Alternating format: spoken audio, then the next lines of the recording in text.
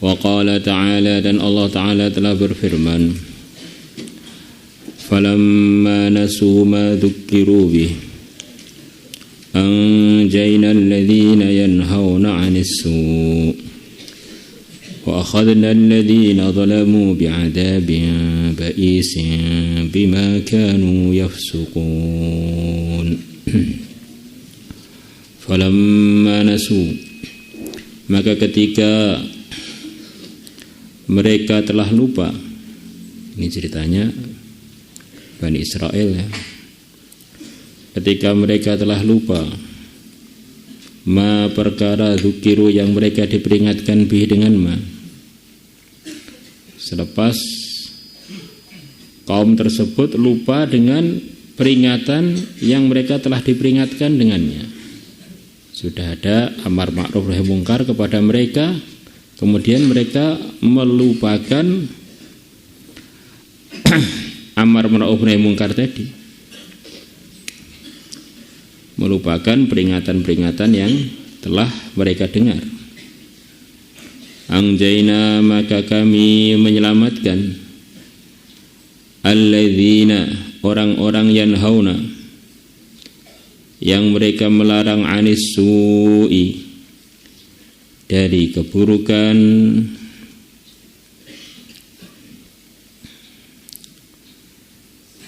inilah diantara janji Allah kepada orang-orang yang mau amar ma'ruf nahi mungkar, yaitu ketika datang murka Allah, mereka akan diselamatkan dari siksaannya Allah.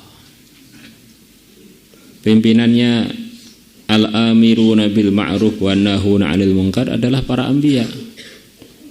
Maka tidak ada para anbiya yang kena azab. Selalu saja azab itu datang ketika para anbiya sudah pergi dari kaumnya. Selama para anbiya masih ada pada kaumnya, walaupun kaumnya enggak dengar, maka azab itu masih tertahan. Wa ma kana Allahu liyu'adzibahum wa anta fihim. Selama masih ada al-amru bil ma'ruf wan nahyu 'anil munkar, maka siksaan dari langit itu tertahan. Maka begitu Allah kehendaki orang-orang yang diperingatkan tadi lupa, terus datangi siksa, maka orang-orang yang amar ma'ruf nahi mungkar akan diselamatkan dari murkanya Allah.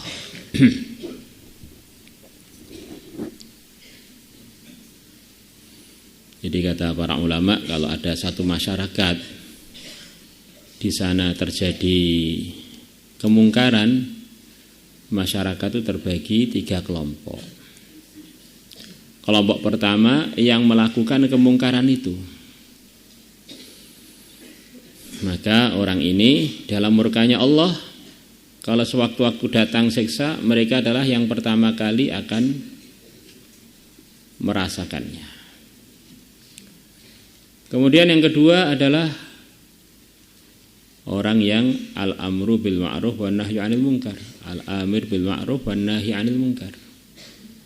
Dia ini memerintahkan kebaikan, mencegah kemungkaran.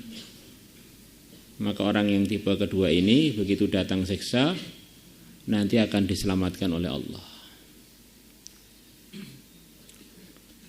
Yang ketiga adalah orangnya ini tidak ikut dalam kemungkaran, tetapi tidak peduli dengan kepentingan amar ma'ruf nahi mungkar. Maka orang yang ketiga ini ketika datang siksa, dia akan ikut di dalam siksa tersebut. Dan nanti hisabnya yaumul qiyamah bagaimana? Ya tentu saja orang beriman dengan yang tidak beriman berbeda. Orang yang pelaku maksiat dengan yang tidak pelakunya langsung tentu saja berbeda, tetapi akan bareng-bareng kena siksa. Kurang lebihnya begitu itu. Maka kita ini jangan sampai membiarkan kemungkaran itu kita tidak ikut merisaukannya, tidak ikut usaha untuk menghentikannya. Tentu saja dengan cara yang bijaksana. Di antara contohnya bijaksana itu bagaimana? Di antara contohnya ada 2 kejadian kemungkaran di zaman Nabi. Kadang-kadang kita ini semangat untuk nahi mungkar, tetapi dengan cara yang tidak bijaksana. Tidak ada orang yang lebih bijaksana melebihi para anbiya. Di kalangan para anbiya yang tertinggi adalah Sayyidul Anbiya, Nabi kita, Nabi besar Muhammad sallallahu alaihi wasallam. Maka kemungkaran itu ya kemungkaran. Kalau terjadi zamannya Nabi, itu kemungkarannya lebih besar. Karena Rasulullah ada kok berbuat kemungkaran. Kemudian kemungkaran itu tambah besar lagi ketika kemungkaran itu dilaksanakan di zaman Nabi di Masjid Nabawi lagi. Itu kemungkaran besar.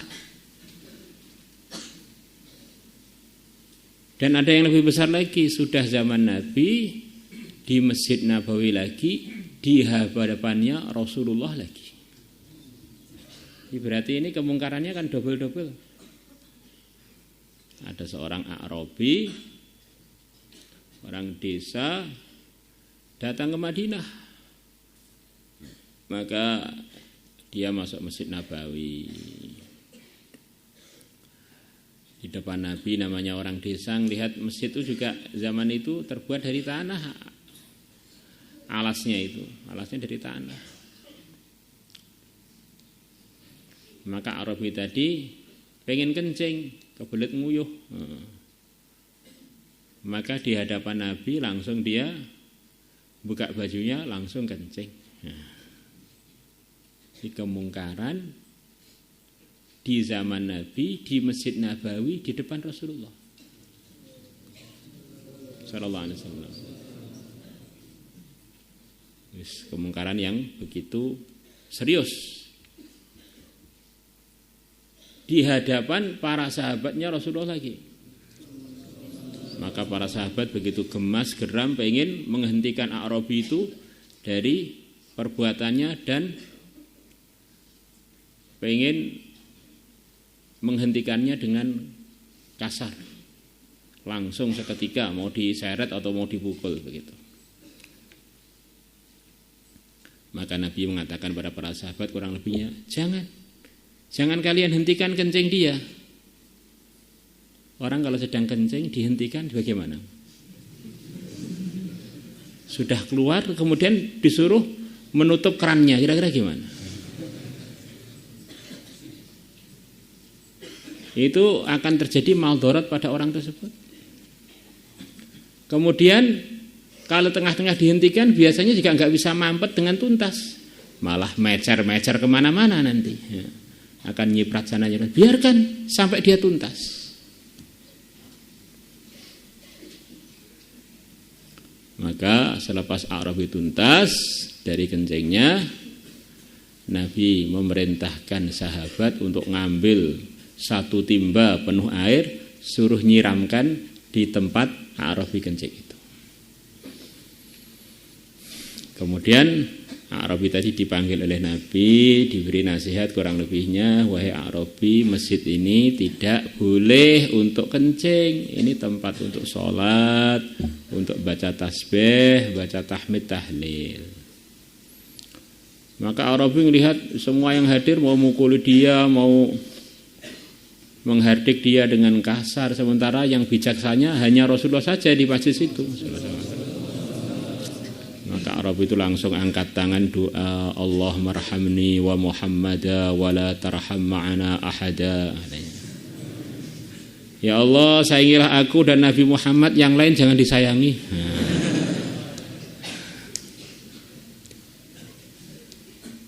Ini kejadian pertama. Kadang-kadang kita semangat, gempur sing piye.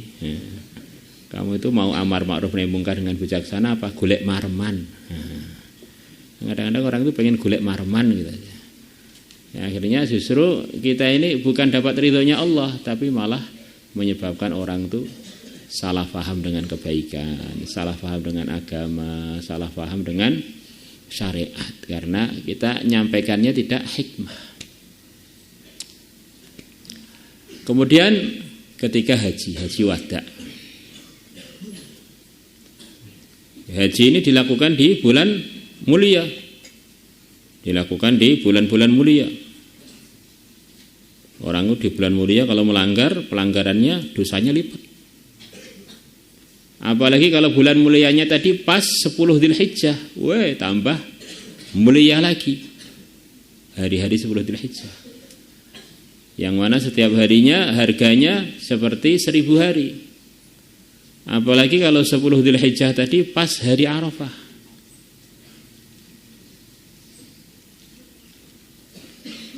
Apalagi kalau orangnya ikut dalam haji. Sudah bulan haram, sudah bulan hari Arafah, dia sendiri ikut haji, sedang wukuf. Kemudian di dekatnya Rasulullah lagi. Jadi di dekatnya Rasulullah melakukan pelanggaran ini di dekatnya Rasulullah. Sudah berapa berarti itu dah? Nabi ketika wukuf di Arafah, beliau memboncengkan sepupu beliau, Fadl ibnu Abbas, saudara laki-lakinya Sayyidina Abbas, diboncengkan dengan unta beliau bersama dengan beliau.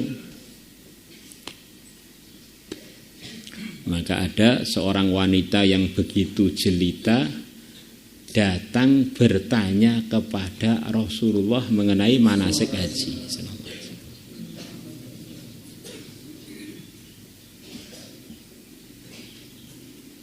Maka Fadl tadi melihat wanita itu melongo sampai lupa kalau beliau ini di sampingnya Rasulullah, sedang wukuf di Arafah pada 10 wukuf pada hari berapa itu? Hari ke-9 ya, hari ke-9. Maka melihat itu dan enggak berkedip-kedip. Maka oleh Nabi bukan ditempeleng atau ditendang, tapi mukanya Fadl dipegang kemudian dibelokkan dari melihat wanita itu. Ini perkara yang enggak boleh dilihat oleh Allah. Dibelokkan dari melihat wanita itu. Kan targetnya itu kan nahi anil mungkar, bukan golek mareman toh. Targetnya itu biar orang itu keluar dari kemungkaran. Bukan kagetnya biar orang jadikan sansak, atau targetnya biar latih pukulan saya sudah seperti pukulannya Habib Nur Muhammadov atau belum. Bukan begitu. Jadi bijaksana ud'u ila sabili bil hikmah itu diantara contohnya begitu. Kadang-kadang orang bilang ini jamaah tabligh ini kok enggak ada nahi mungkarnya, hanya amar ma'rufnya. Loh, kamu memahami nahi mungkar itu bagaimana?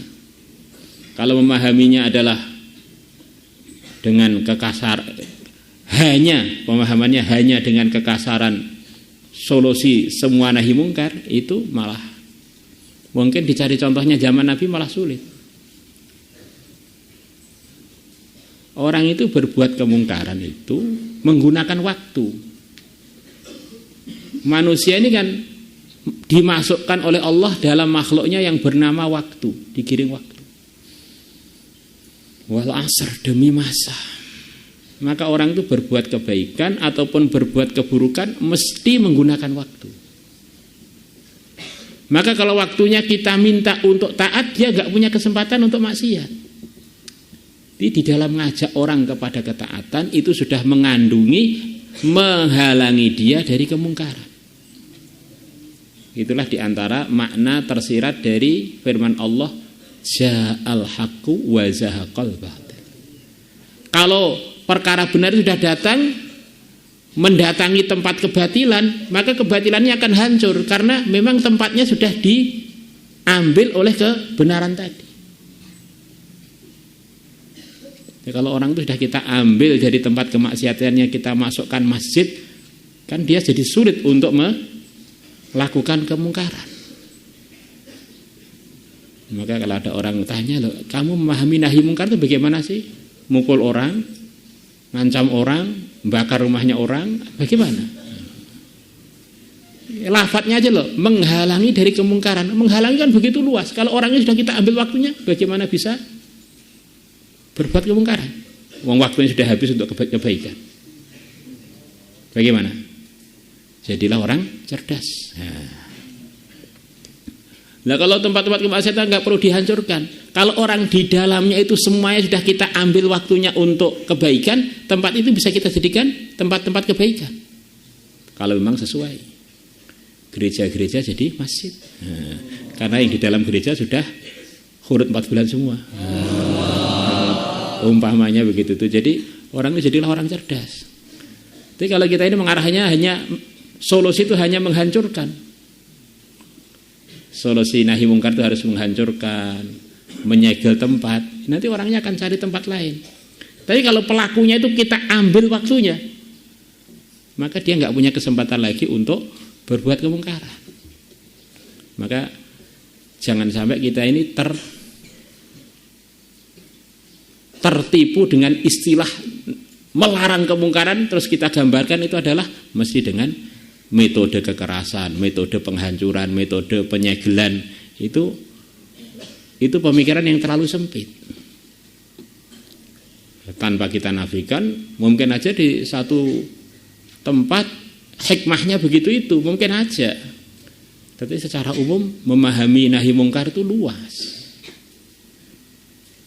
Sebagaimana yang telah dicontohkan dalam 2 kejadian tadi oleh yang mulia Nabi besar Muhammad sallallahu alaihi wasallam. Wa akhadna alladhina zalamu bi'adzabin ba'isin bima kanu yafsuqun. Wa akhadna, dan kami mengambil alladzina zalamu, orang-orang yang berbuat kezaliman, bi'adzabin ba'isin, dengan siksa yang keras. Di antara artinya ba'is itu keras. Bima kanu yafsuqun, dengan sebab kefasikan mereka, bifiskihim.